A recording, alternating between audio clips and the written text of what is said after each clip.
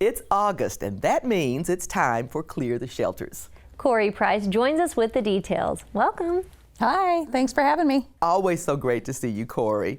So last year kind of blew things up for all of us. How did you manage an event, because you did a virtual event last year?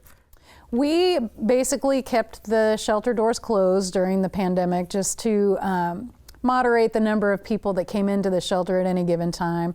And we were able to counsel people over the phone while they were waiting in the parking lot and try to help them find good matches. They could look for animals online. And then when it was their turn, they got one-on-one service. So there is some pluses to operating that way. Yeah. No, that's nice. I mean, how are you guys going to organize it this year then? This year will be a little bit different because people can come into the shelter, and so it will be a little more reminiscent to the Clear the Shelters of the past, but we will still have people sign in and we will still help them one by one and try to make good matches for them so they can take animals home during the Clear the Shelters event this year. And the event itself is going to be a week long instead of one day to try to minimize the crowds and allow us to be able to still get hopefully all the animals in the shelter home during that week. Yeah, that's a great goal, and we really want you guys to make it. So folks that want to take a new fur baby home, what do they need to do in advance? What do you want them to go to the website and look for a pet again, or what tips do you have for that?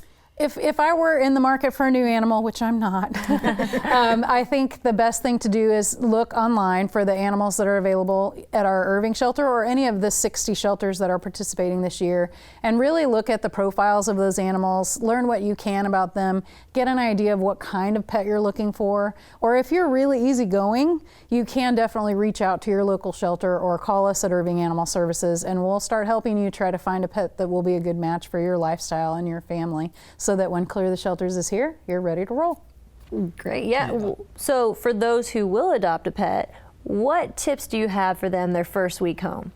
I think getting a new pet is always very exciting for people, so they want to post it on social media and get all their friends to come over, and I don't recommend that. So really what you want to do when you adopt a new pet is give them some time to settle in, give them some time to get to know you.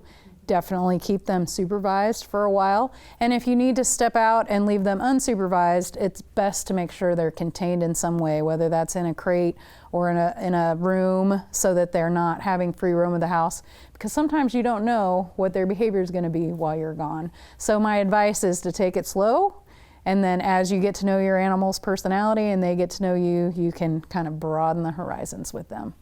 So I'm going to just say that is a wonderful tip, because I am guilty of not doing that when we adopted ours.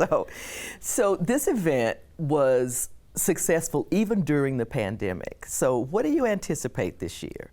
You know, I anticipate that people will come out and adopt in droves, just like they have every year that we've done this event.